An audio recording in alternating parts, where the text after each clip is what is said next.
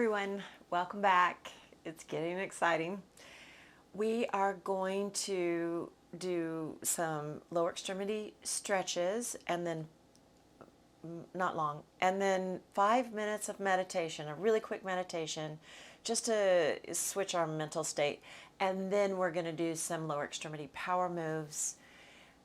And in Tai Chi, we're going to start moving. I know we've been playing around with it for the last 5 weeks and doing more in-place things, but now we're going to start moving.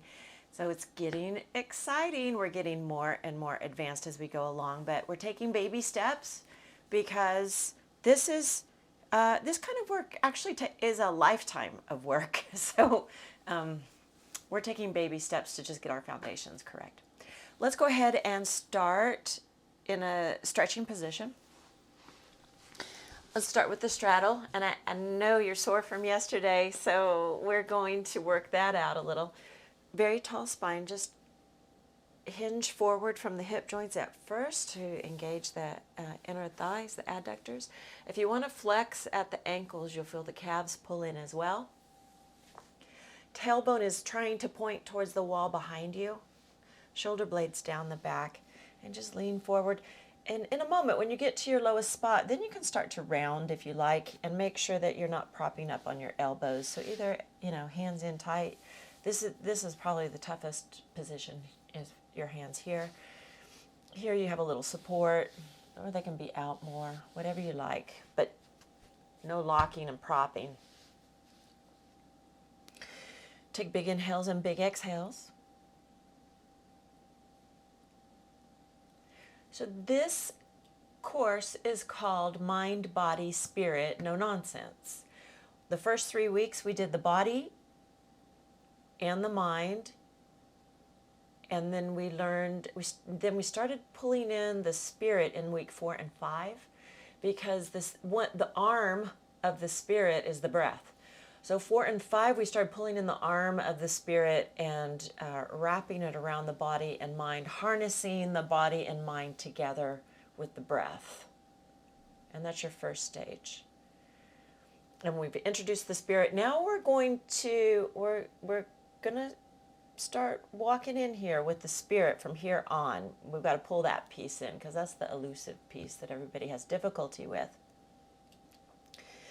because they just really don't understand it, which I didn't either. I've spent my lifetime up until this point trying to figure it out through academia, through constant yoga workshops, through talking to masters. I mean, that is the eternal question, isn't it? Who am I? What is going on here? Now you're going to walk hand over hand to one side. You lift a little, and then twist, and then lean. Walking your hands anywhere down the leg if you want. If you can curl the toes towards you, that's great too. Take big, deep breaths. So we're using our computer metaphor. We took the computer screen, the body, and we wired it and Bluetoothed it to the keyboard mouse, the mind brain. So we wired together the mind brain and the body using the Bluetooth of the breath, or the wires of the breath. Then we started meditation, which is the Wi-Fi box. Meditation is the Wi-Fi box. You're just turning the power on the Wi-Fi box. Our next step over the next 7 weeks is to log on to the network, the Wi-Fi system itself, the Wi-Fi frequency, the Wi-Fi that you cannot see. You can see the box, you can see meditation, but you cannot see the spirit. It's invisible, just like the Wi-Fi itself, the network. And the network connects your computer to other people's computers. It also connects your computer to the cloud or the internet or the source. And it's so much fun to be on the internet and connected to the cloud. Huge source of information, huge source of everything, right? We live there. Walk hand over hand, we do now, and we're going to metaphorically. Walk hand over hand to the other side. Rise up some so that you can rotate Pull this far side hip back so the pelvis is still pointing forward, rotating through the upper body. Feel this rotation high, and then fold forward, walking the hands forward. Dropping the head, reach for the toe, do whatever you want on this on the hands. Long, deep breathing. Rock to the front edge of your sitting bones again. Now the network, the Wi-Fi, in our world, for our purposes, we're going for 7G. I know there's only 5G right now, but we need 7G. And G stands for generations, believe it or not. You always think it stands for gigabytes, but it's 7 generation. We're going to walk together using the chakra system of yoga, but it may or may not exist. I don't know. It's just a really nice visual because I can't see it. And just like the Wi-Fi, I don't know. I don't know that the Wi-Fi is there, but I know it works. It's just a really great visual to walk ourselves through these 7 weeks. So don't take it so seriously. Don't get upset. Just think of it as a visual. And we have to get every G online. G1, 1G, 2G, 3G, 4G, 5G, 6G, 7G. We've got to get every one of those online. And in the chakra system, we have the first chakra, the second chakra, third, fourth, fifth, and sixth, and seventh. Each week we're going to work on one of the Gs. We're going to work on one of the bands. We need 7 bandwidths. We're going to work on one of the bandwidths each week. Because it's the spirit is that complicated. Although 7 is not too complicated, is it? Walk hand over hand back to center. Ooh, now you're a lot further down. Breathe.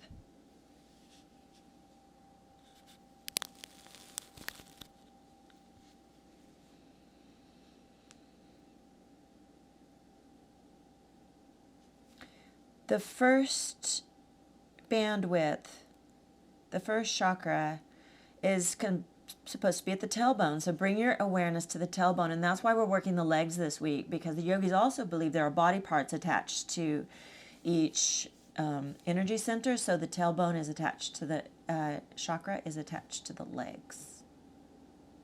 And that's what they call like sacred geometry. Tailbone attached to the legs, or the tailbone chakra. Color is red, of the Muladhara is the Sanskrit name of it.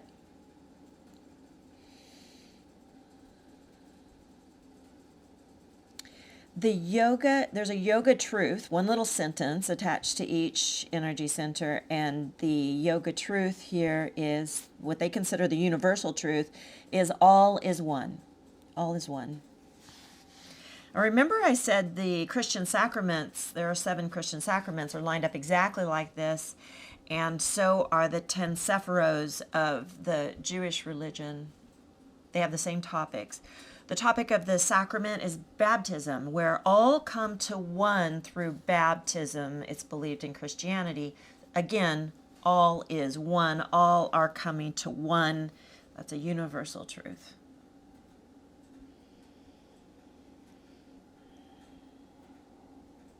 Really lean into this now. Then slowly come up. All is one. Bring the soles of the feet together. Hinge forward into the butterfly. You can press your elbows into your shins or your hands. Elongate your spine, hinge from your hip bones forward, and then drop your head lastly.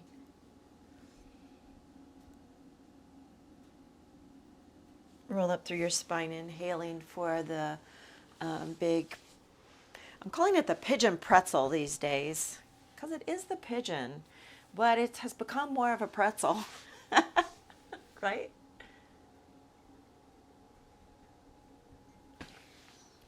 And I don't want you to get it confused with the pigeon because it is very different. All of your weight is on this hip.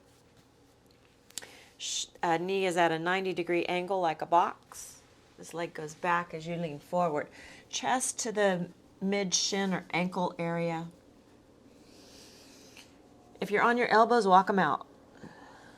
Or you can walk them in, whatever makes you feel better. Deep breathing.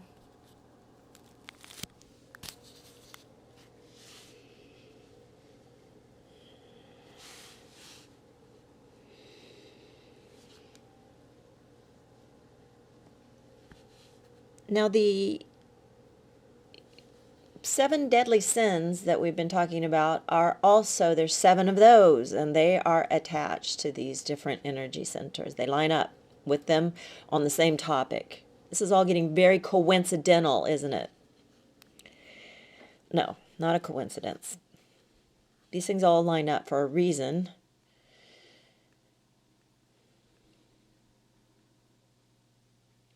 If you don't like the word deadly sin, remember sin in Greek actually means missing the target. As if you're aiming an arrow at a target and you miss the whole target completely. That's what the definition of the word is. But if you don't like it, we'll also call it a shadow passion. So it's a very passionate shadow. And if you have engaged in the shadow, if you're locked into the shadow, then the shadow drapes your vision or how you see things. And you're looking through a veil of a shadow at all times. And then that changes your perception of the world. If you're looking through a shadow, it darkens your vision of the world. It contorts your vision of the world. So it's to your benefit to lift the shadow, to get rid of the deadly sin, so that your vision is clear. And remember the truth. Clear vision is truth, and the truth will set you free. That's the promise. So it is important to lift the shadow. Coming up, bring your elbow, same elbow as leg, to the foot or to the arch, if you can get it there. If not, behind the foot's fine. Rock, pancake. Push the pancake into the rock, elongate the spine, and then twist some. Retract your head, kiss the shoulder for strengthening, drop your head for stretching, whichever one you like, or just retract in the center, that's strengthening as well. Big deep breathing.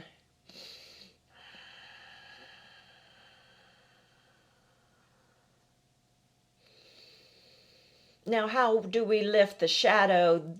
Remember I said all of psychology agrees that those shadows exist, that it contorts our view of the world, that it's a problem, a real problem.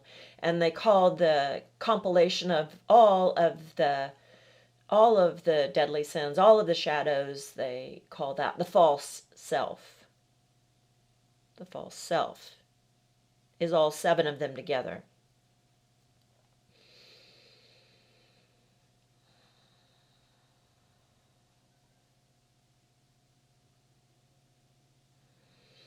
Walking around in the false self is a miserable way to live life. It just is. And most of us are swimming in it. Actually, all of us. That is the human condition. What I'm describing is the human condition. We are all in, and we did it to protect ourselves. We dived in to all of these shadows to protect ourselves because our true self we thought was too vulnerable. And not enough, quite frankly. And that is this energy center. It's pride. Pride is in the Muladhara chakra. Rise up. Now, pride can be a cool thing when you're proud of a picture you made. That's considered healthy pride. Lengthen your spine. Put your thumb in your armpit, straight elbow here. Lengthen the spine, and then hook your elbow at the top of the knee. Lean into the bottom shoulder. Drop your head. But when pride gets out of control, it turns into hubris, which is too much. It gets too much.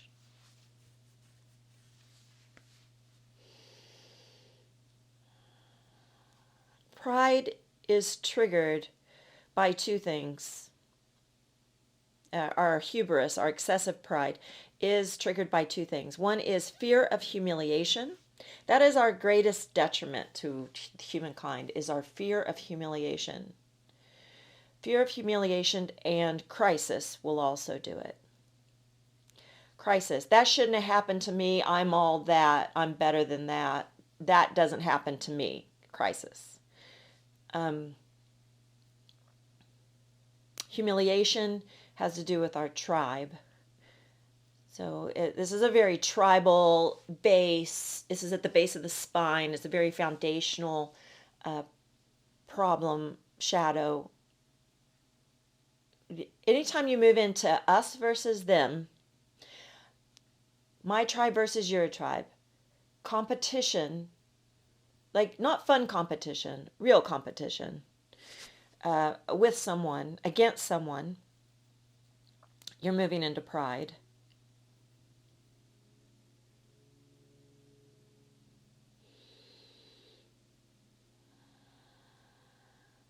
My tribe's better than your tribe.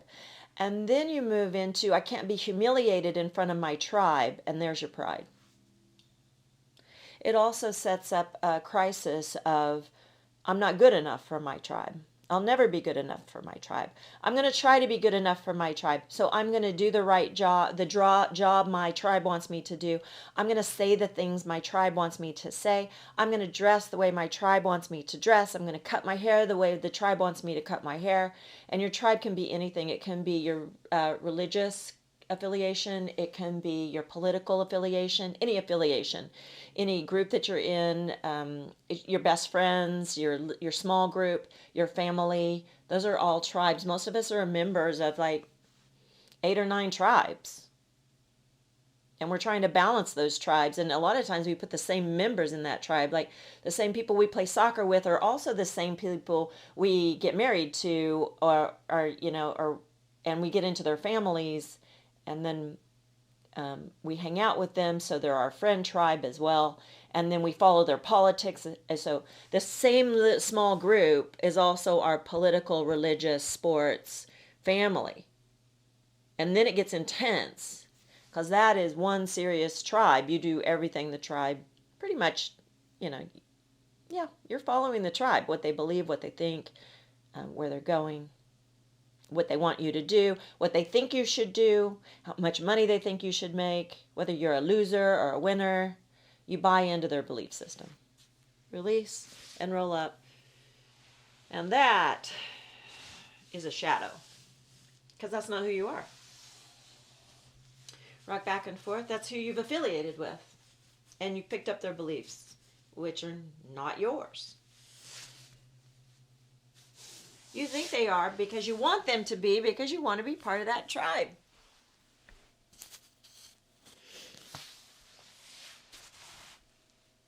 Yeah, make sure you windshield wiper. The other foot goes in front. 90 degrees at the knee. Fold forward.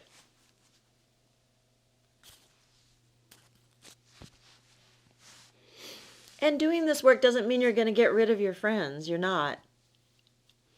Doesn't mean you're going to get rid of your family. It doesn't mean you're going to get rid of your sports. It doesn't mean you're going to get rid of the religions. It does mean you're going to start thinking for yourself. It does mean you're going to get happier, because you're not always looking through someone else's dark glasses. You're going to put on your own glasses.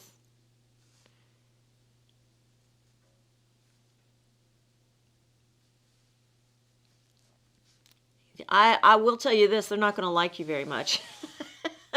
They're not going to, it depends on how good of friends they are. When you get down here on the floor, you notice the crumbs. I'm sweeping. They're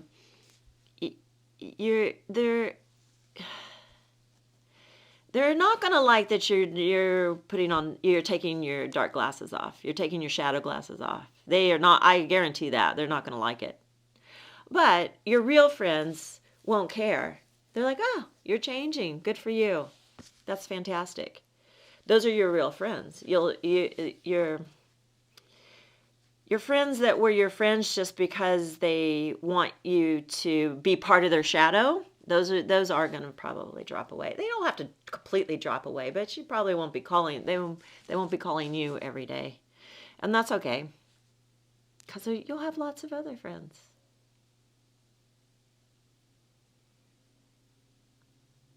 But your whole life won't be uprooted. You'll just put on a clear pair of glasses and go, I get it. Now let's go to coffee. You're going to rise, elbow's going to come towards the foot, rock, pancake, lengthen, retract your head. Now, how are we going to get that deadly sin out of there? It is corroding the system. It is not shining its red color. It's probably like a muddy brown, a red-brown color. We've got to get it radiating true red. And true red means the absence of pride. And trust me, you'll be working this one the rest of your life, because it keeps wanting to come back in. The mind keeps wanting to put it back. But you'll get pretty good at keeping it at bay. And you want to uncover the true self. What's really there? Who am I really? Well, how do you get rid of it? Cognitive behavioral theory, we talked about that. That's going to the therapist all the time, which is good too. Keep that up. I'm not saying quit that. But that takes a long time, and we can get to it a whole lot faster. We're going to get this first 1G up and running. We've got to log in. We got to sign in to the network, to the 1G network, and get it running.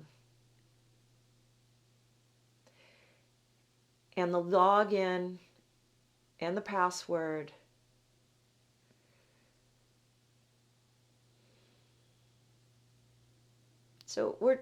let me back up. We're talking about the spirit. The chakra system is considered the anatomy of the spirit, the pieces of the spirit, and the spirit is the Wi-Fi system. It's not the soul. So the login and the password, the soul has those. Rise up. Outside hand down, lock the elbow, hold, thumb in the armpit. Lengthen, lengthen. Hook the elbow at the knee and then lean. Drop your head. The soul, the user, the sitting in the chair, has the password and the logins.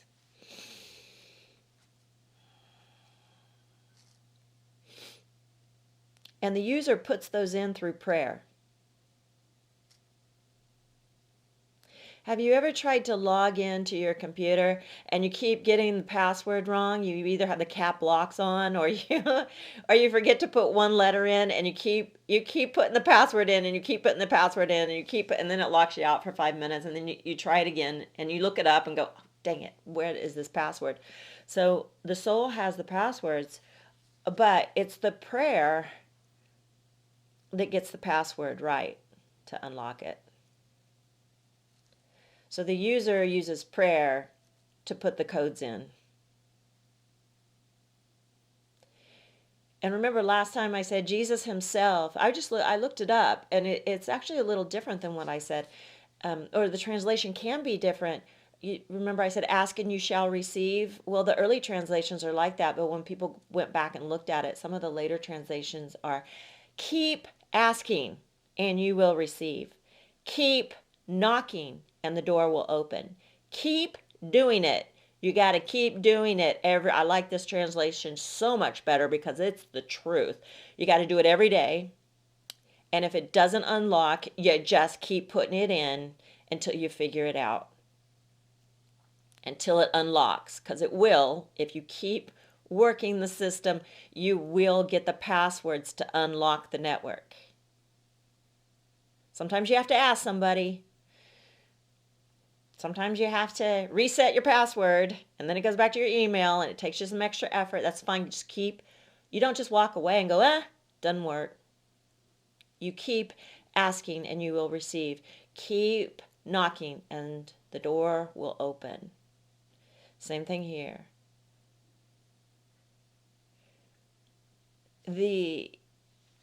because it's grace that unlocks these things. And actually the passwords are given to you through grace. The soul asks, release. The soul asks, the user asks, and it's grace that gives you the passwords. You got to ask for the grace, though. And if you don't get it the first time, you just keep asking. Because grace is not, you can't get it. You can't go after it and pull it back. It's not yours. You have to ask for it, and it's given to you. Lean forward, just like asking and you shall receive. You're asking for grace, and it will be given to you as you keep asking. The grace we're asking for to counter pride, to erase pride, to annihilate pride is reverence.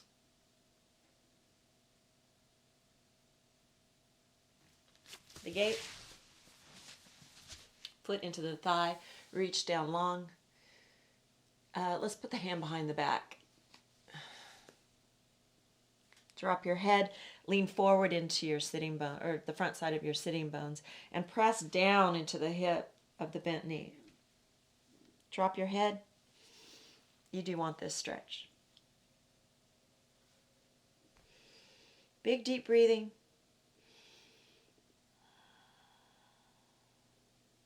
Reverence. What does that mean? Reverence for all things. All things. Reverence for everything. Down to the core of who you are. Reverence for the flowers. Reverence that all is one. Reverence that we're unified.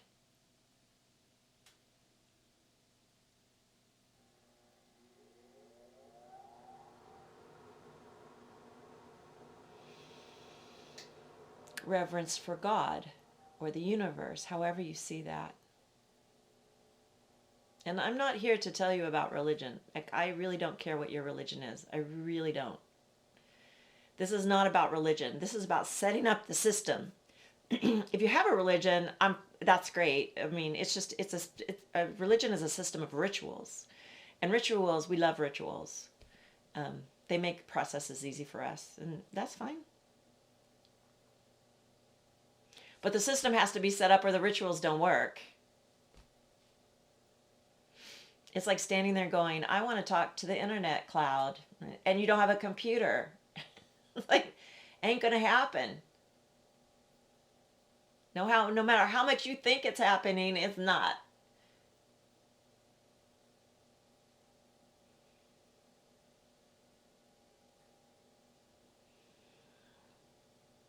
Reverence, all is one. All humankind. Now I'm going to go into Buddhism. Buddhism is all sentient beings, so everything that's alive. Everything that's alive. And guess what? Almost everything's alive. Plants, animals, all living creatures. Reverence for all living creatures. All is one. We're all part of the same system. We're all online. Or we all have the capabilities of being online. All of us. And we all have the capabilities of communicating with one another. Because they're online too. Actually, everything else is really online. It's the humans that have pulled themselves offline with the 7 deadly sins, with the shadow. You don't really see a shadow in a dog. You don't see a shadow in a tree. They don't have shadows. Dogs don't have shadows. That's why we like dogs so much, and cats. They don't really have this big shadow side because they haven't built it. So they're connected. They're online. They're vibing. We're just not there yet. Then very, very slowly coming up. You're going to switch. And then, lately I have just been bombarded with people that are racist, basically.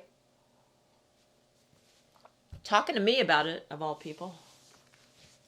I don't know why. I have bought a house in Florida. There's a lot of it there, I'm sorry to say.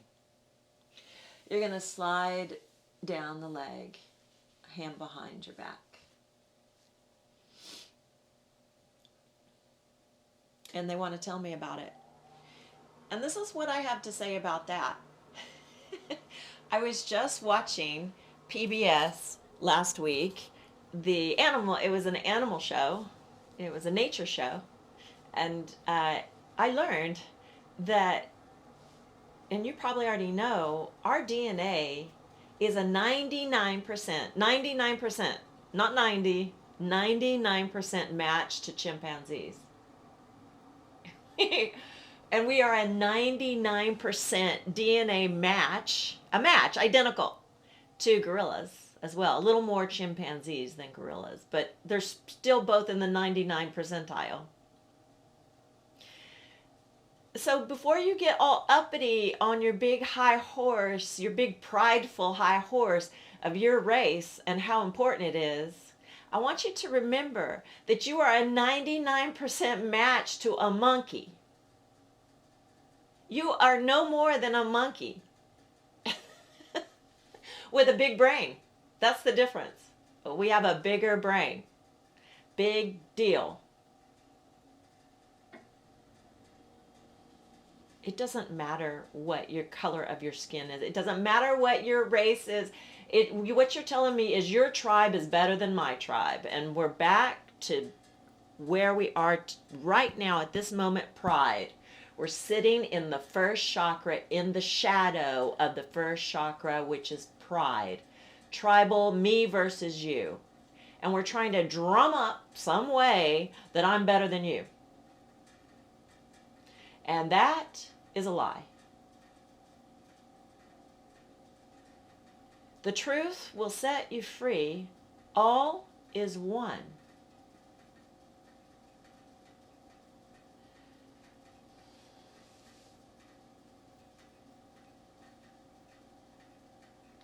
And we are going to pray for reverence to get rid of that, to annihilate that, to break it apart and show it for its ugliness, basically.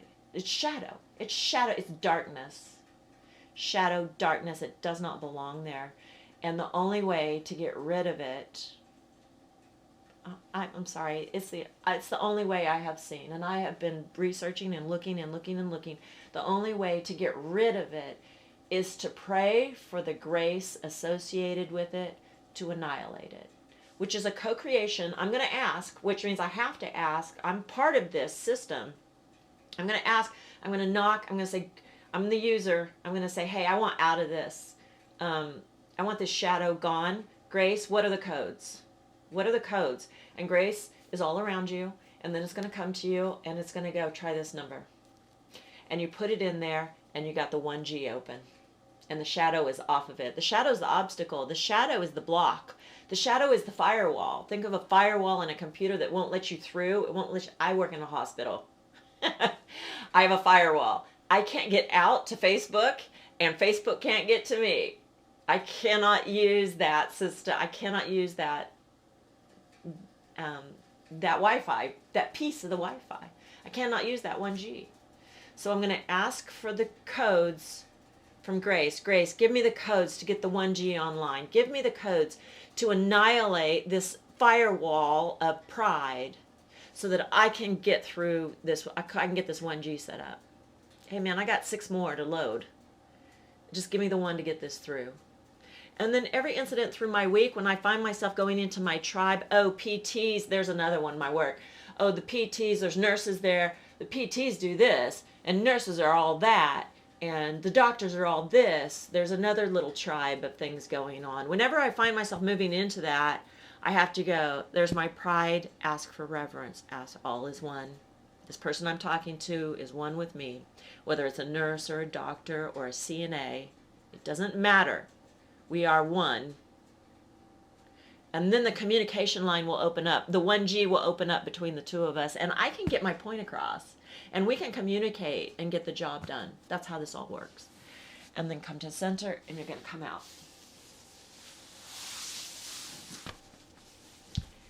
We're going to do warrior 1, warrior 2, warrior 3. Let's get started. And we're going to pray our way through it. We're going to start with a meditation for 5 minutes, very short. Find a seated position that you like. Retract your head. Eyes open or shut.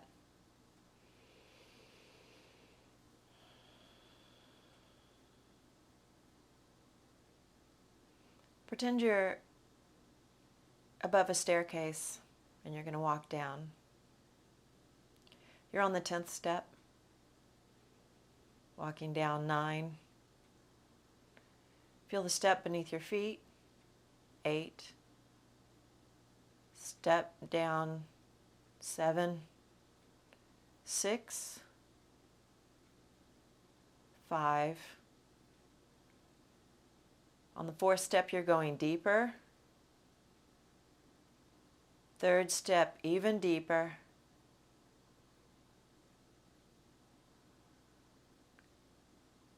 2,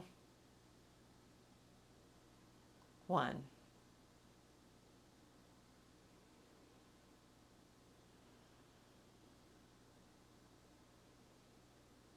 Visualize the red at your tailbone area.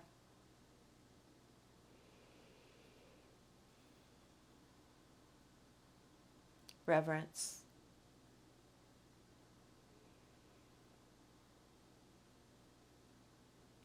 Pride is no longer serving me.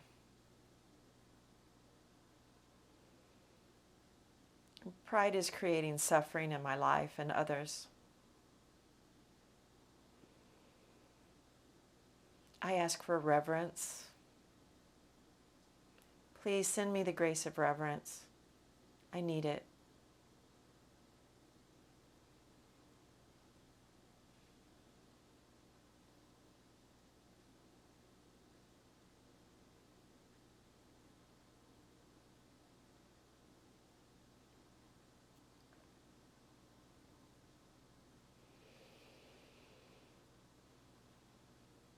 I have reverence for all of life.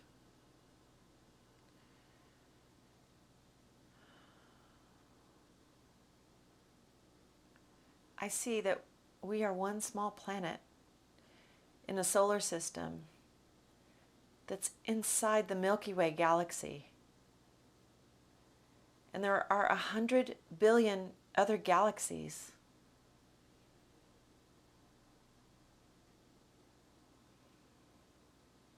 My tribe is insignificant. There is no tribe. My tribe is this planet in comparison to the rest of the cosmos.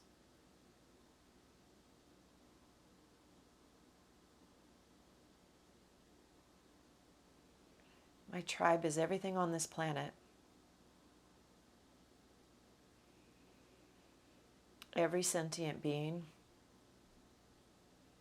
every tree, every animal, every person is part of my tribe.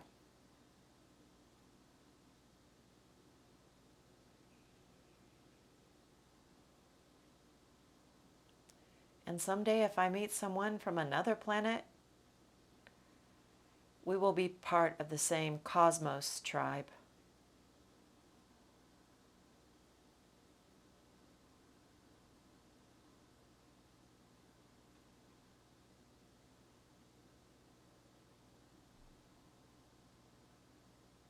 We are all part of the cosmos.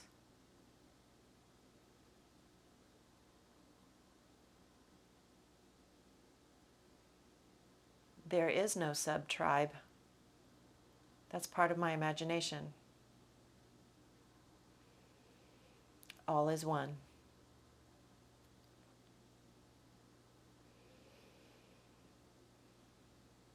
I am one with my brothers and sisters on this planet.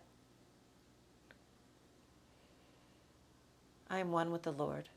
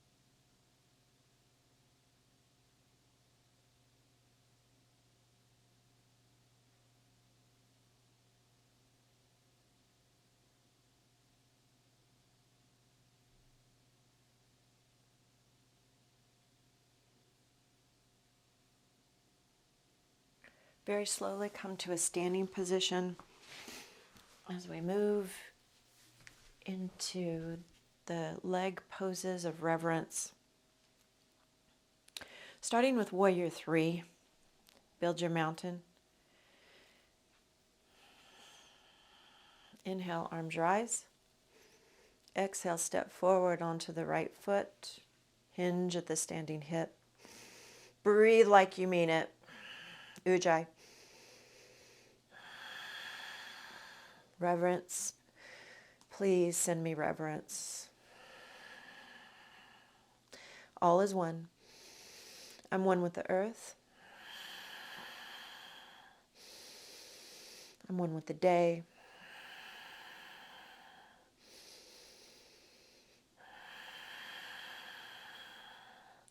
Moving into balancing half moon. Same hand as standing foot. If you're on the right foot, right hand. You fall down, you get back up.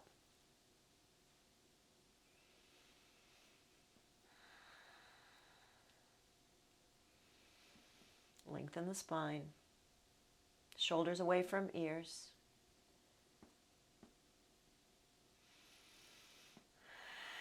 Breathe like you mean it. Starfish on the top hand. Stack the shoulders, stack the hips.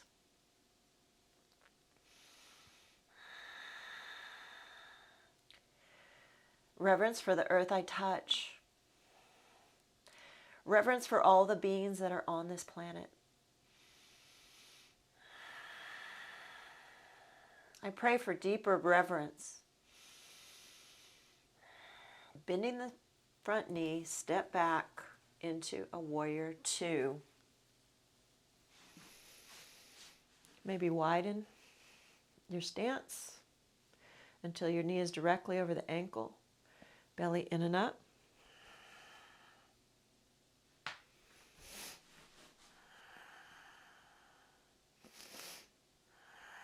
Ujjayi breathing. Breathe like you mean it. Another power move. Feet into the earth. A foundation of reverence for the planet. Bring me more. You can visualize the sparkles all around you in the air. The grace is all around you. But it doesn't enter you until you start asking for it. Please give me the gift of reverence, the grace of reverence. And you can see the sparkles as they come in through the top of the head, down the spine, in through the arms, as you send it out and down into the earth.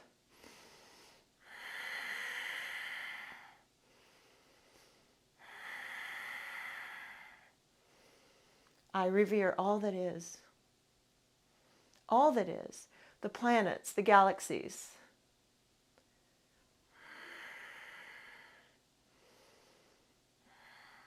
Straighten your front knee. Walk the foot in some. Reach forward. Windmill the arms for triangle. Keep the hand at the hip, away from the knee. Retract your head, look up. Big deep breathing here as well. Shoulders away from ears. Blade the fingers.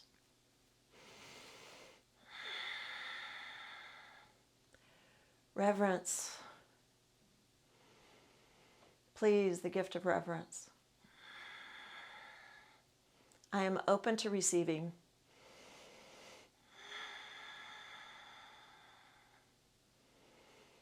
Let it annihilate my pride. Let me see my pride when it rises up. Let the reverence expose my pride.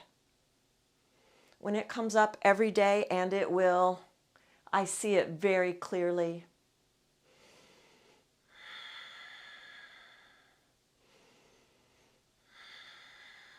And I move, I shift into reverence, away from the pride. Bending your front knee, moving into extended side angle. Reach down between the toes, widen your stance. Breathe like you mean it.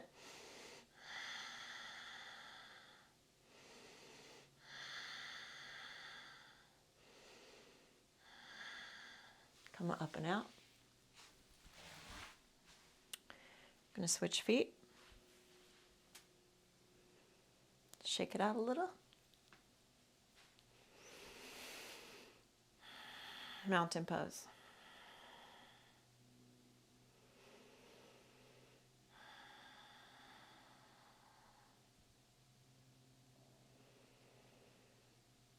Warrior 3. Build your mountain. Find your breath. Close your ribs. Arms rise. Step out on the left. Shift forward. Warrior 3. Move back. Level your pelvis.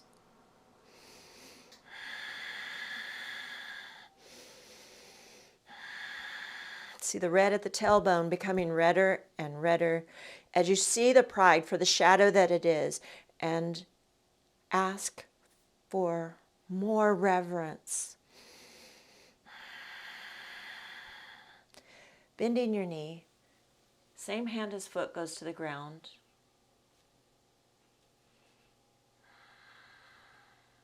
Balancing half moon, stack the hips, one hip on top of the other, one shoulder on top of the other.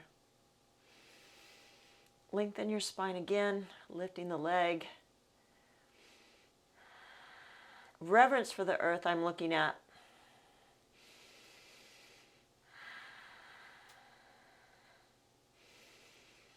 Please send me the gift of deep reverence for all that is, for everyone of every race, creed, and color. Reverence for each person. Reverence for all the animals, the trees. Reverence for the planets, the universe, the sun. And then step back into Warrior 2.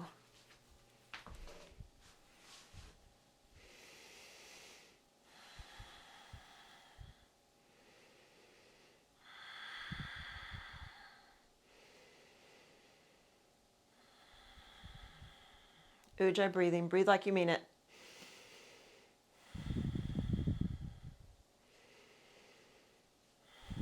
Please send me reverence for all that is. Reverence for all of creation.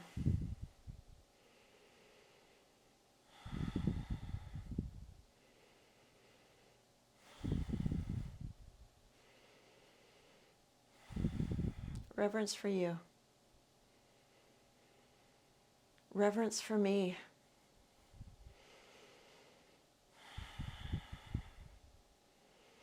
Please fill me with reverence.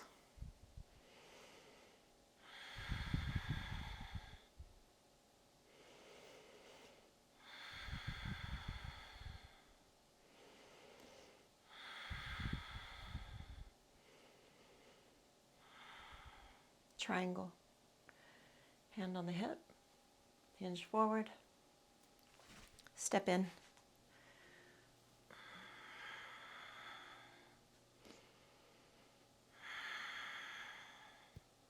Looking up into the heavens. Reverence for the heavens. Please give me the gift of reverence for the heavens.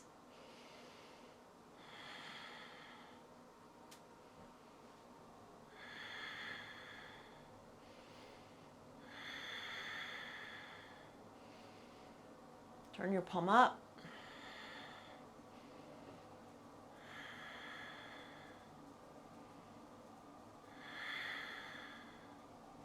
Extended side angle. Widen your stance.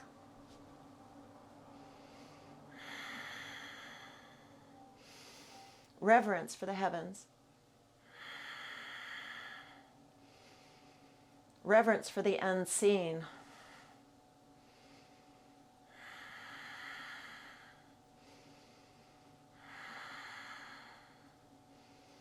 Bring the hand down. Back foot up to the front foot. Drop your head and dangle.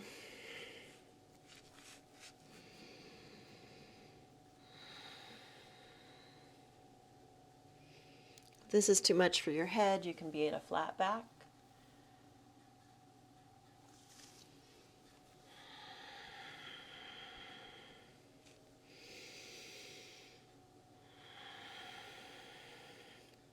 Your hands and your feet are on the floor. Bend your knees slightly if you need to.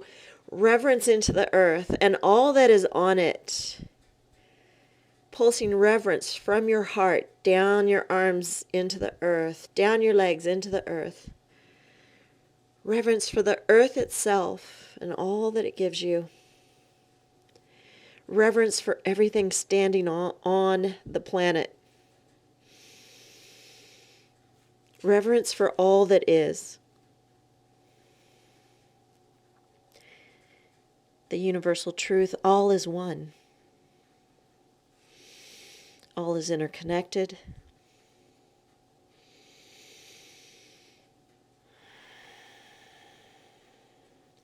All is on the Wi-Fi system, and I will have reverence for everything on the system.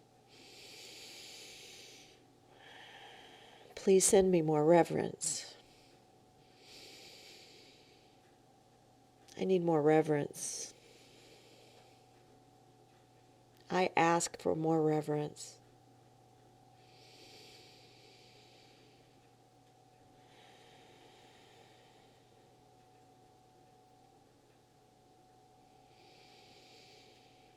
Bending your knees, roll up through your spine, inhaling, step wide. Hinging forward with a flat back. Feet come in slightly. Can't get a grip here. You can go wider than I am. I'm slipping. Drop your head.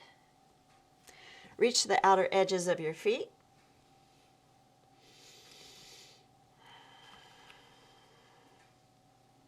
Lift your tailbone up towards the sky. Retract your head, look straight down to slow down the blood flow to your head. Or you can flat back this as well.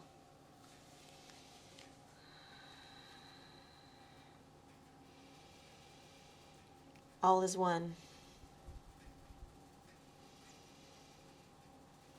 Please send me the gift of reverence.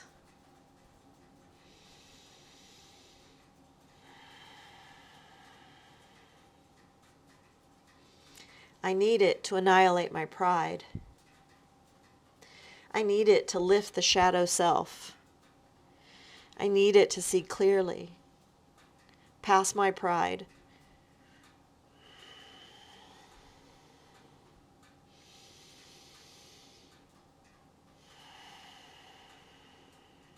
I need it to remove the obstacle of pride out of my life. Please send me reverence.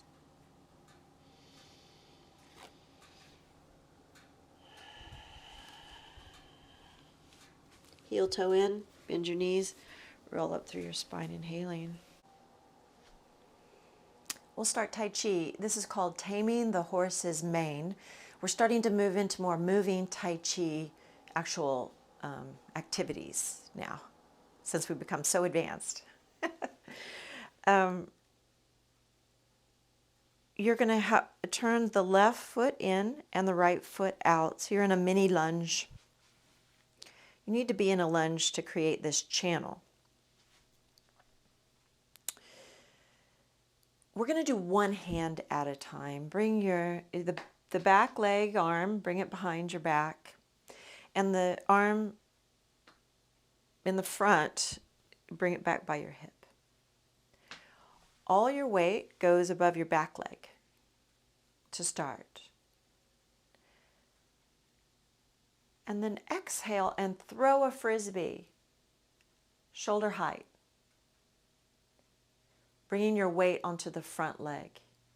Inhale, hand comes back to your hip.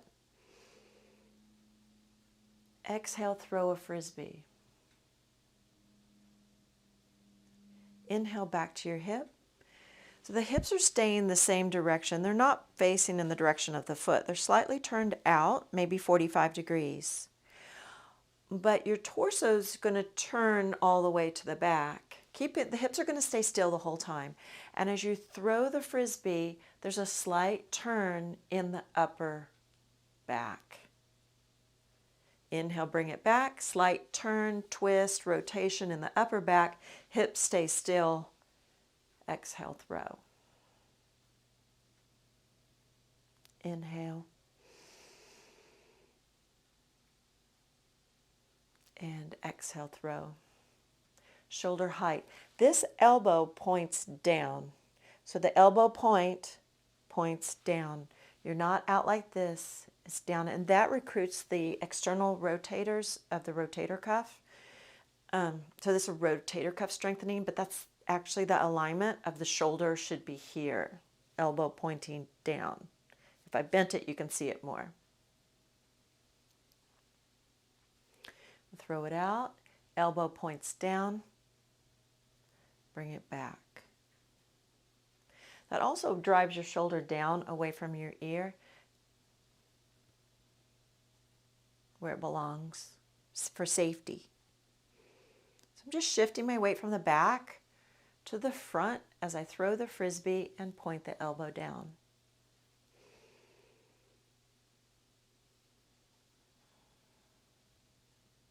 Now we're going to work on the other arm. So put this hand behind your back, and the back arm, you're going to hold a ball in a minute. So pretend it's a ball. It's on the top of the ball, which is shoulder height. And the only thing this arm is going to do is it's going to go down and up. And it's going to stay right where it is in space. So my body's going to go back and forth, but this hand is going to go up and down right where it is. So it's going to look like it goes back some, but it's really just going up and down. If you reference it to the foot, it's staying still. If you reference it to my hips, it looks like my hips are in front of it, my hips are in back of it. My hips are in front of it, my hips are in back of it. Exhale, shift your weight forward. Inhale, come up to the top of the ball and shift back. Exhale, push it down and shift forward. Inhale, shift back. Exhale, push down and shift forward.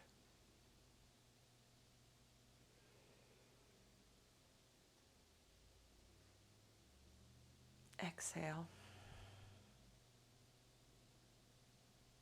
Inhale. Now we're going to put them together. I'm going to make a ball. I'm on the back leg, 100%. I can lift my foot. I'm going to make a chi ball, a ball of energy, a ball of chi. It's almost like I'm holding onto a ball. One hand's at the hip, one hand's at the shoulder. We're going to come down and throw the Frisbee. Bring it all back. Exhale, throw the Frisbee and push the hand down. Inhale, bring it all back. Exhale, throw the Frisbee. Watch your fingers. Inhale, bring it all back.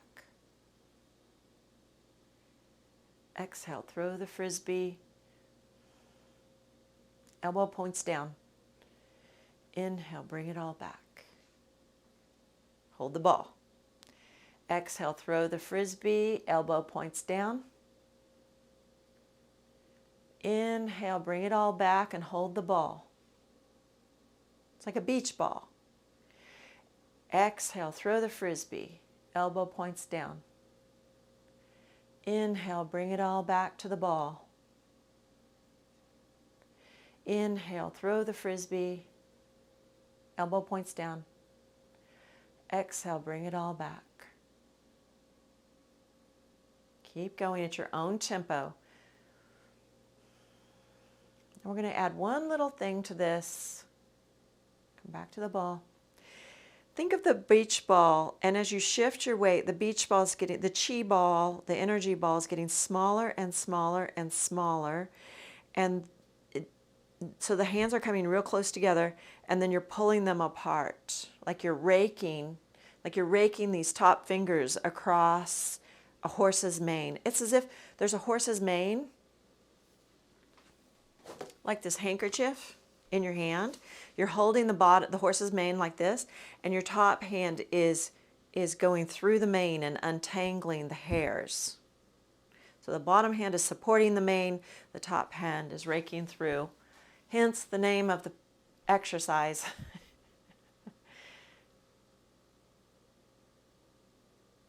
Ball, back with the ball. Untangle the horse's mane right here. Pull it apart. Throw the frisbee. Bring it back to the beach ball. Exhale, hands come closer together. Untangle the mane. Throw the ball. Throw the frisbee. Inhale, bring it all back. Exhale, untangle the mane.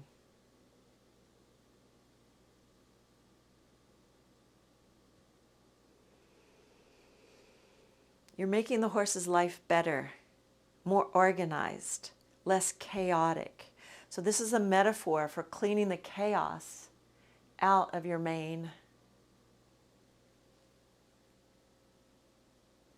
You're untangling the chaos from your mane, from the tangles, and then this bright, shiny, unchaotic mane offers it to the world. Ball. Clean the mane. Clean the chaos out. So you're serving this beautiful mane here, and the energy is going away from you down here. The tangles, the chaos, the stress, the anxiety is going out through this palm. You're almost throwing it away back here. Gathering the chi, gathering the energy, bringing it, compressing it together, cleaning it out, clean the chaos, the stress, the anxiety.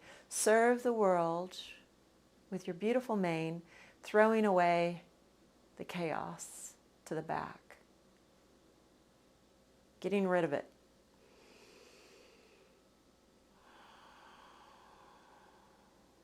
Dumping it behind you. It's going, I'm exaggerating with my hands, but that's what's going on in my head. Is I'm throwing this away. This is leaving me. The chaos is going away. Elbow points down. Let's try the other side.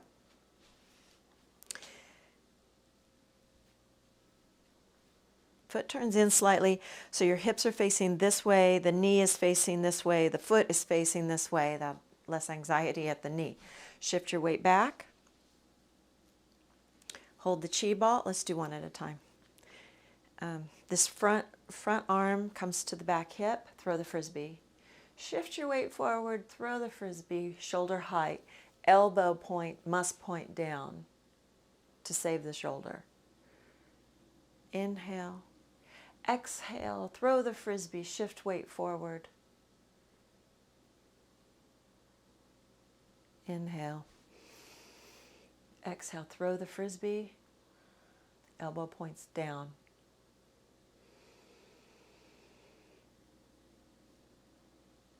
Exhale, throw the frisbee. Come back to the start. Shift your weight to the back leg.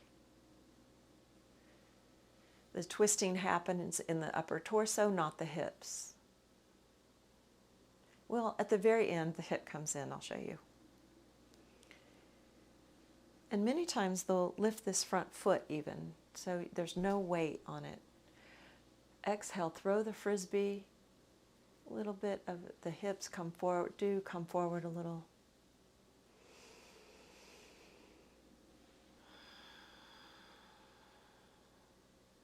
Elbow points down. You have to really pull into the shoulder blade to get the elbow to point down. You can feel it. It feels like you're pulling the shoulder blade to the front body. You're wrapping the shoulder blades to the front of the body is the sensation. And that's the recruitment of the rotator cuff. Now put this hand behind your back, and the back arm is on top of your ball. And it's just going to go up and down. Shift forward.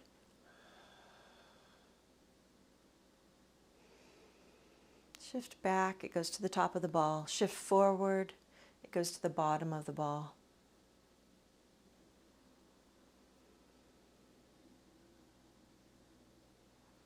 There's a little bit of a curve at the bottom.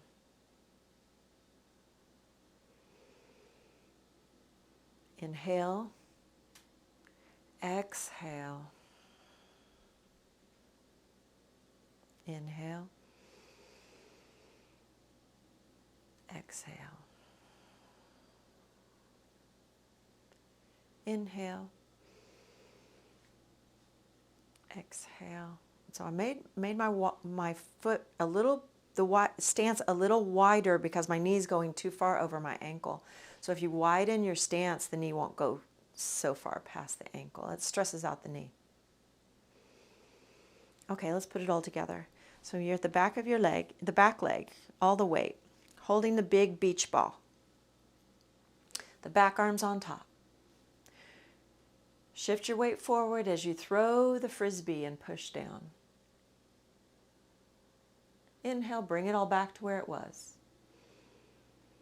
Exhale, throw the frisbee, shoulder height, elbow points down. Inhale, bring it all back.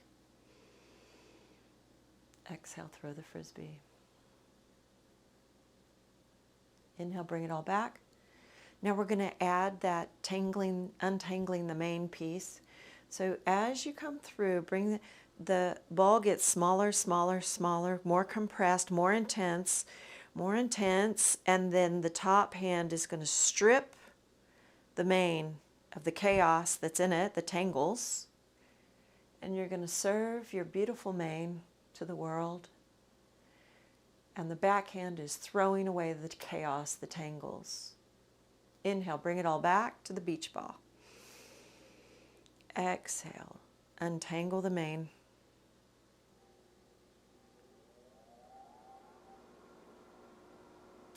Inhale, bring it back to the beach ball. Exhale, untangle the mane. Hands come close together. Elbow down. Now we're going to take it to another level. You're going to do the same thing, but it's a metaphor for your life as well, not just a horse. Your life gets more concentrated, more concentrated. And think of the top hand as the ego shadow and the bottom hand as the true self. So the false self and the true self, and you're splitting them apart, pull them apart. And you're serving your true self, your soul, to the world, and you're throwing away the false self, the 7 deadly sins, the shadow self, the shadow passions, whatever you want to call it.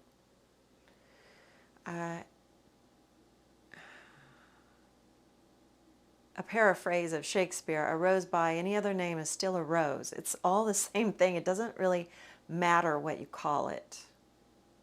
It's all the same thing. So hands are coming together. Rake through. You're raking through the self, removing the shadow, throwing it away, and serving your true self. Inhale, come back to the beach ball. Exhale, clean the chaos, the 7 deadly sins out of your life. Throw them away, you don't need them. And be you. Inhale. And this is Tai Chi philosophy, by the way. I'm not making this up. It's Asian philosophy. It's not yoga philosophy. The yoga philosophy for this is all is one.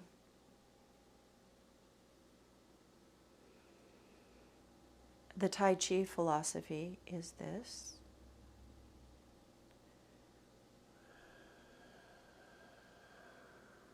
Or this applies to it anyway.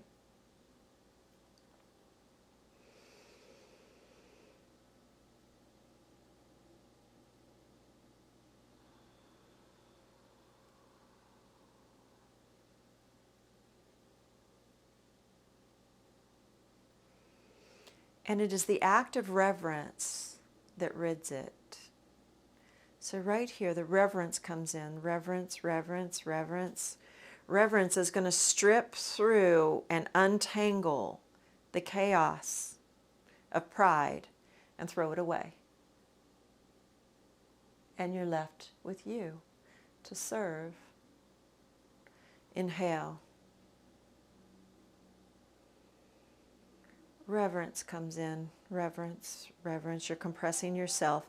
Reverence comes in and untangles the chaos, the pride. The pride. Get rid of it. And you're clean.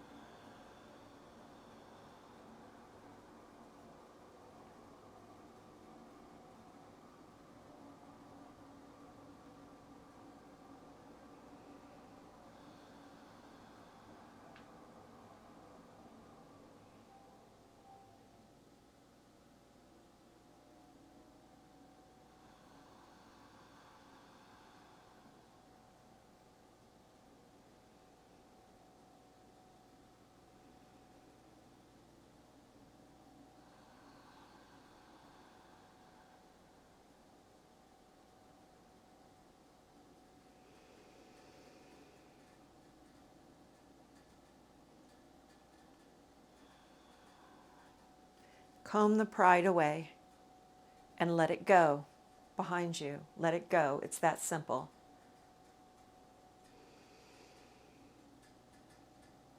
See it, observe it, comb it away with reverence, and let it go behind you.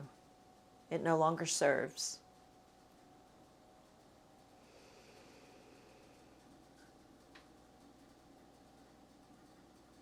See the pride in your bottom hand. Reverence is going to clean it. Let it go behind you. It no longer serves you. Be you. One more. See the pride in your bottom hand. As you exhale, the reverence strips it. And you throw the pride away. You let it go. You don't even have to throw it away. You just let it go behind you. Let it drift back behind you like water down a drain. It's gone. Come back to standing. So come to a seated position that you like. We're going to do a prayer, then a silent meditation, and then a guided meditation. Any position you like works. Let's get comfortable. Set all your thoughts on a cloud. Let them float away. Gather up the past, the future, your to-do list. Set it on a cloud. Let it float away. Come to the awareness of your breath.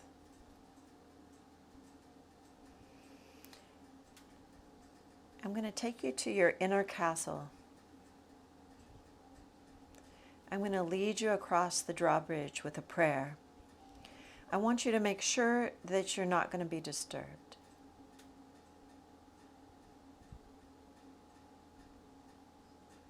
Closing your eyes. I want you to imagine that you're walking towards a castle. And all around you is beautiful greenery. And if you're paused, you could see a valley for miles. On the right and on the left is a beautiful pine forest. And there ahead of you is your castle with the drawbridge down. And you're walking towards the castle and you look around you. And you approach the drawbridge and then you pause.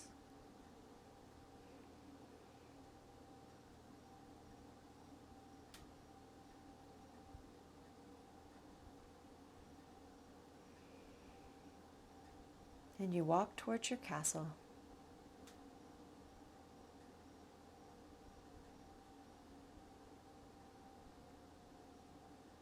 And see it in all its magnificence. You're going to leave these wide open spaces, and that's okay. You're about to walk into the depth of your interior. Let the grace of this prayer float into you. I cross the bridge into the silent bliss of my interior castle.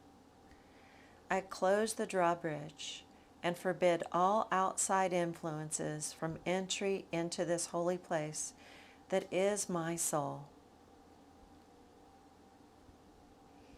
Here in my castle, I am alone with God, and under God's light and companionship, I discover the depth and beauty of my soul. I embrace the power of prayer. I open myself to divine guidance, and I surrender myself as a channel for grace, healing, and service as God directs my life. Here I embrace my devotion to the divine, and here in the silence of my castle, I animate my soul's dignity. I feel the sensation of my interior self calling me from within. I resonate deeply to my own divinity. I am prepared to encounter, to become, to dialogue with my own divinity, my soul, the God that is within me. Here in my castle, my faith becomes a fire, cleansing my soul of every fear. Each time I enter my castle, I trust even more deeply in the presence and wisdom of God. I surrender my mind, my heart, my need for safety, and my need for rational explanation and orderly instructions to God's will for me. I trust that all that is in my life is as it should be. I release the need to know why events happen as they do, whether painful or glorious. I release the need to let others know they have harmed me, and I ask forgiveness from all those whom I have harmed. I release my fear of being abandoned on this earth and left to face my life alone, for I am never alone. I release my fear of becoming infirm. I surrender and trust that I am on this earth with purpose. I am guided, I am cared for, and every prayer is heard and every prayer is answered. I am a channel for grace, and I delight in the silent bliss that surrounds me in the sacred center of my castle, in the intimate presence of God. In the silence of my castle, the only voice I hear is God's.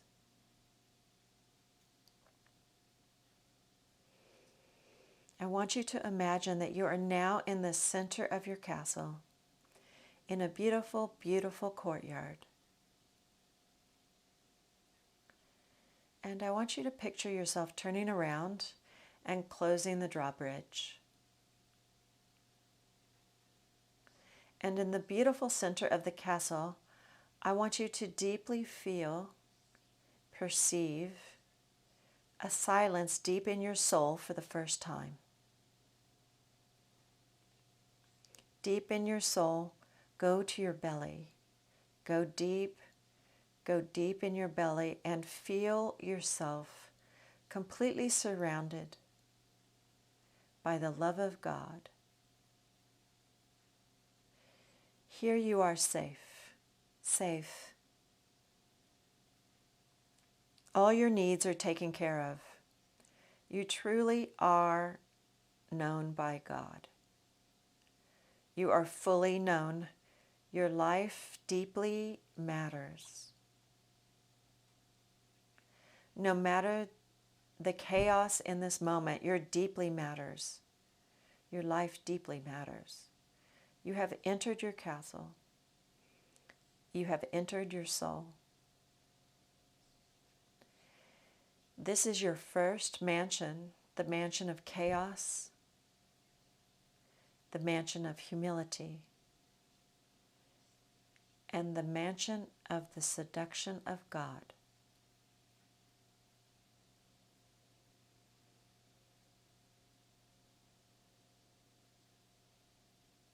Rest in these ideas.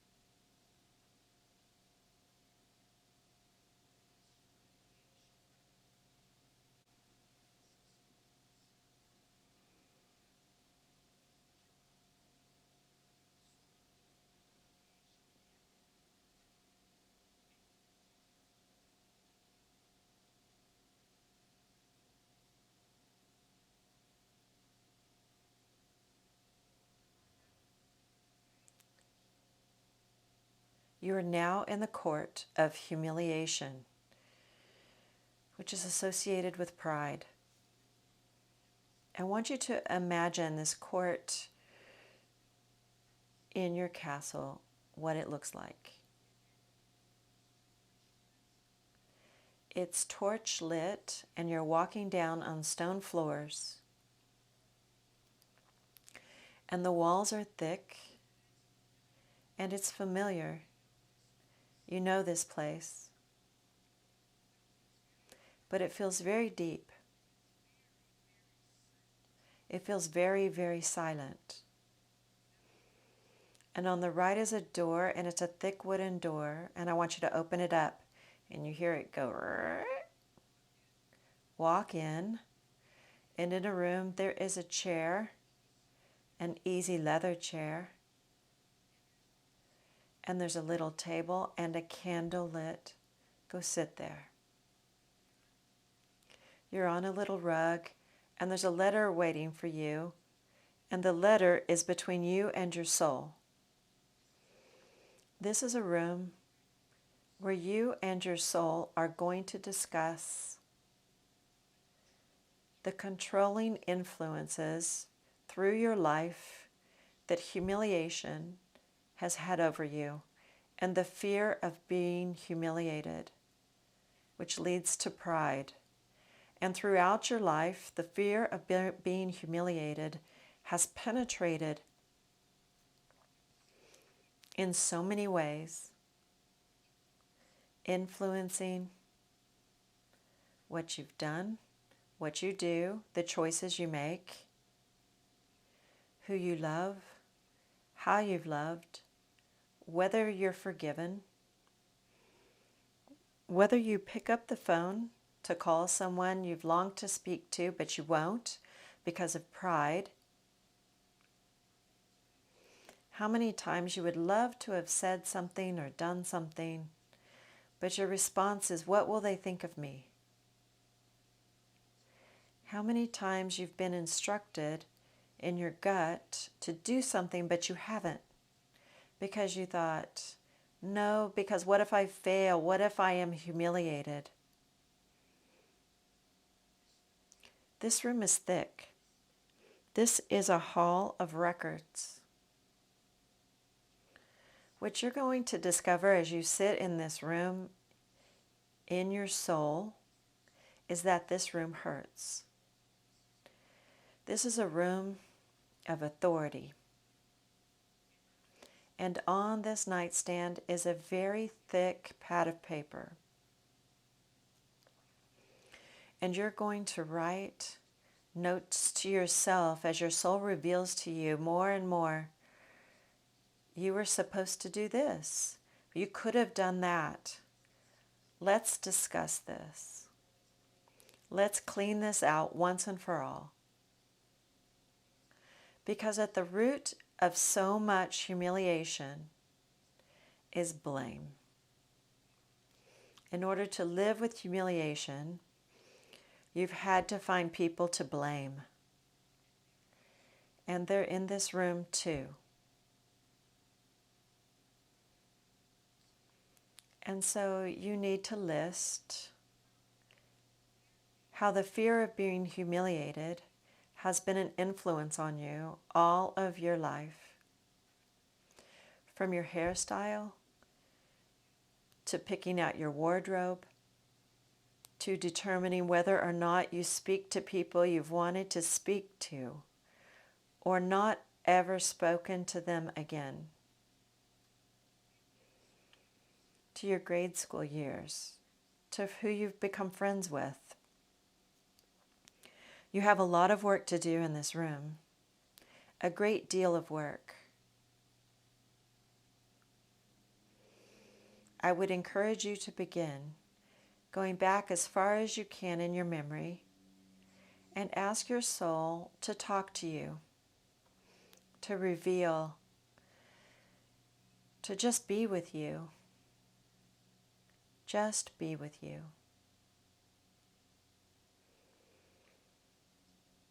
And now, as we prepare to leave the room, I want you to feel as though you have closure with your soul in this moment.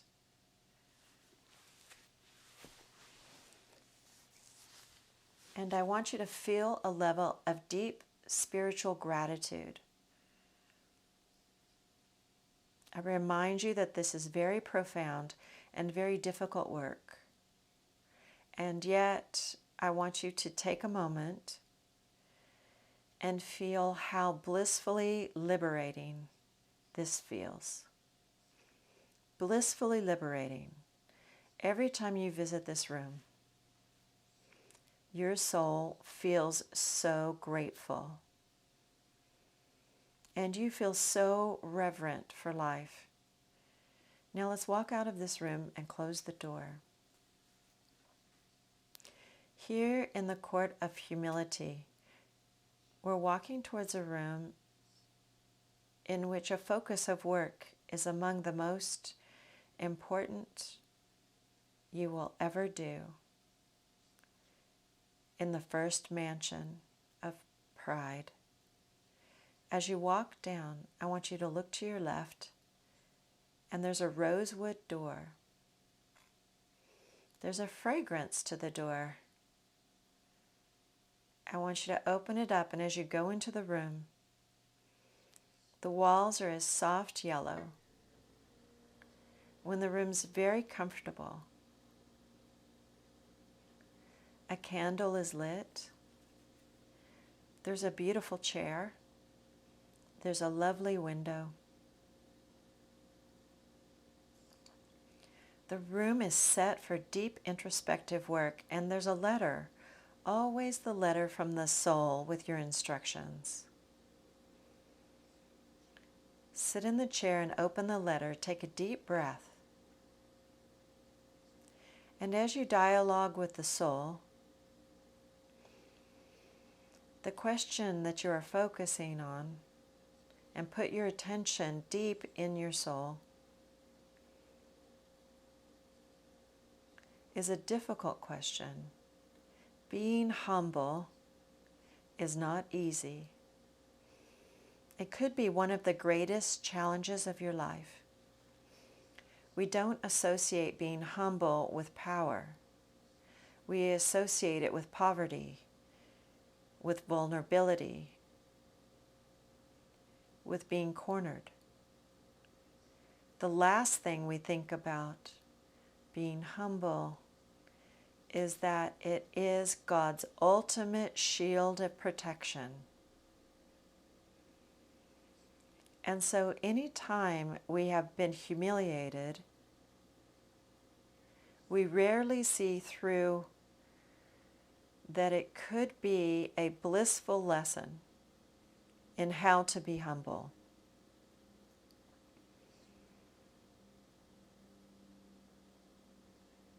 In this room, dialogue with your soul about your associations with being humble, not humiliated, but humble.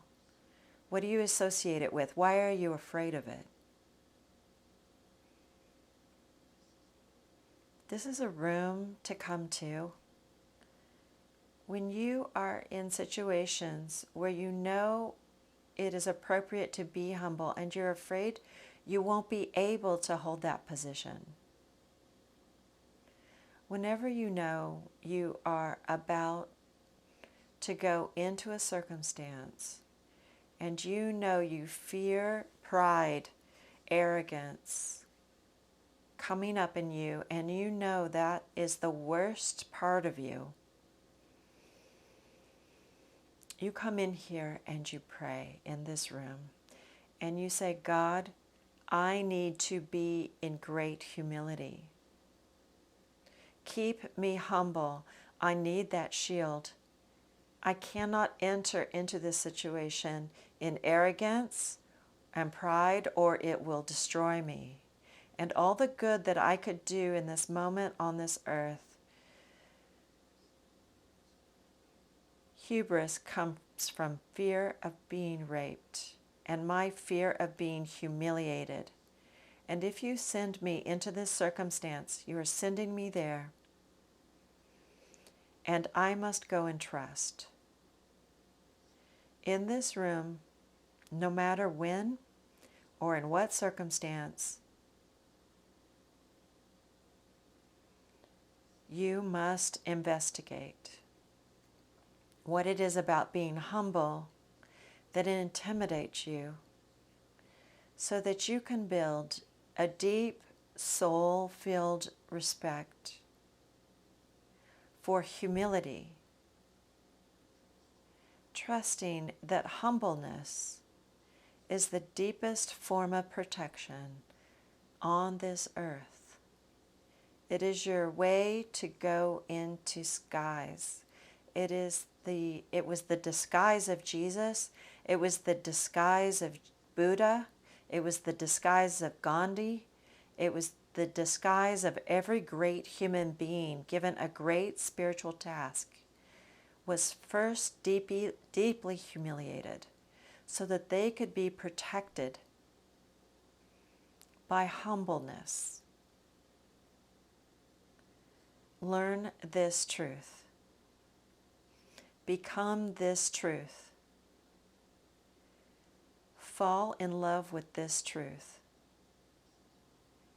This is your room of humbleness.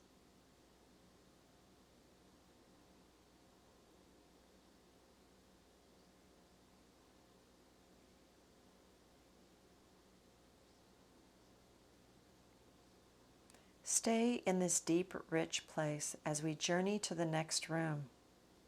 Continuing down the corridor of humbleness, as you turn to your right, there is a beautiful door. It's a beautiful white and blue pearl door. It is gorgeous. I want you to open it up. And when you walk in, you think, what an exquisite room. And the room is filled with the most beautiful objects of art and the most beautiful treasures. And you think, what is this room? In this room is you. This room is filled with all of your potential power of the soul. Jewels of sight, jewels of vision, jewels of healing, jewels of grace. They're waiting to be illuminated in you. They're just waiting, not as rewards. You're not going to get rewarded. Don't even go there. They simply melt into you. They melt through your soul like warm melted butter. Falls into your system as your own field of grace heats up through faith, through prayer, through trust. I want you to imagine that right there in the corner is this luscious, beautiful, down, gorgeous, comfy chair. Go sit over there. Wrap yourself in a blanket. There's a letter. Open it up. Focus all of your attention in your solar plexus Go deep with your soul. And with your soul say, talk to me, reveal. I need 3 positive images of myself as a humble and gracious person. I need this. Fill me with who I can be. If I am blessed with empowerment, I must be humble.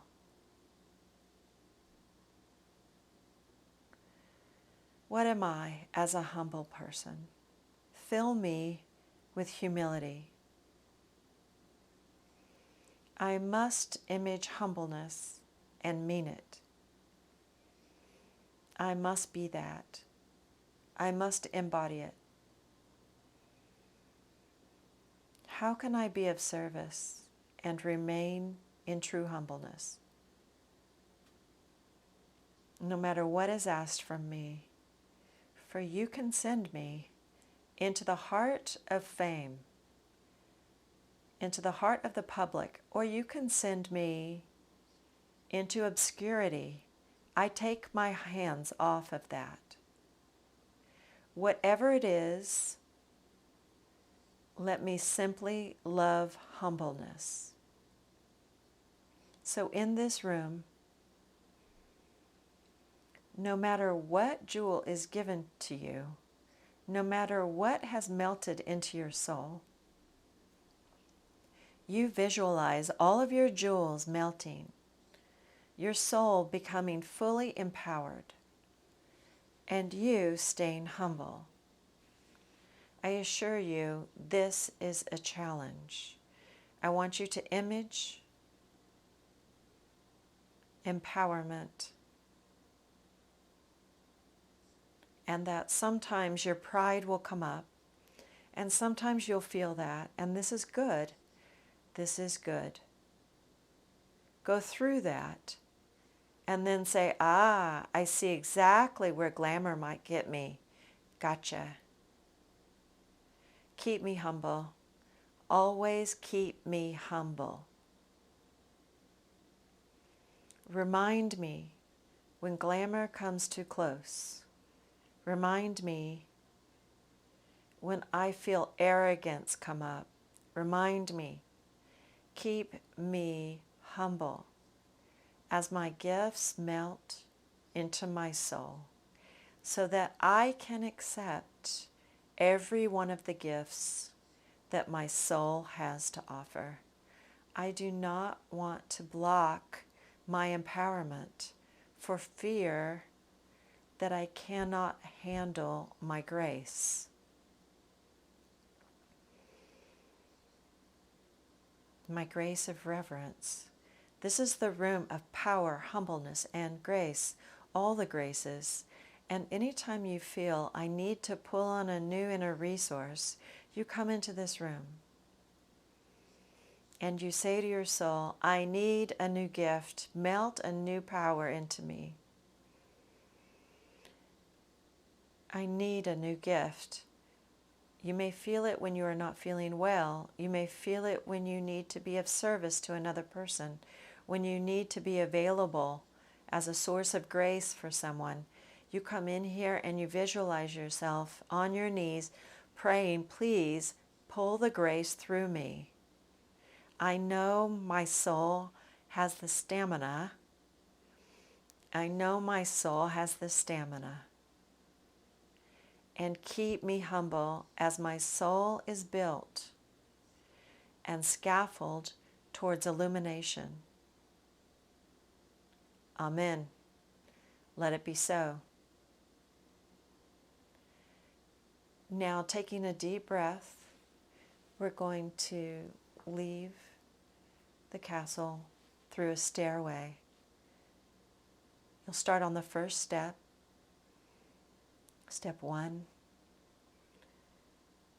You're feeling the empowerment of humbleness. Step 2. Humbleness is moving throughout your body and getting stronger. Step 3. Even stronger. Step 4. The pride and arrogance are trailing behind you like a snail leaves a trail. Step 5, the pride is completely melted off of you. The arrogance is gone. Step 6, the humbleness is growing more intense. Step 7, even more intense. 8, 9, 10, you're at the top of the staircase.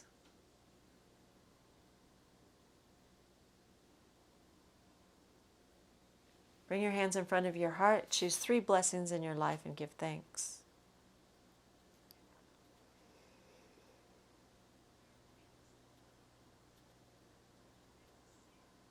As you exhale, lower your ego mind below your compassionate heart in reverence. Inhale as you rise. And namaste. The light in me honors the light that shines within you.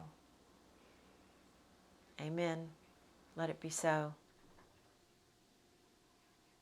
Shanti, peace. I'll see you tomorrow.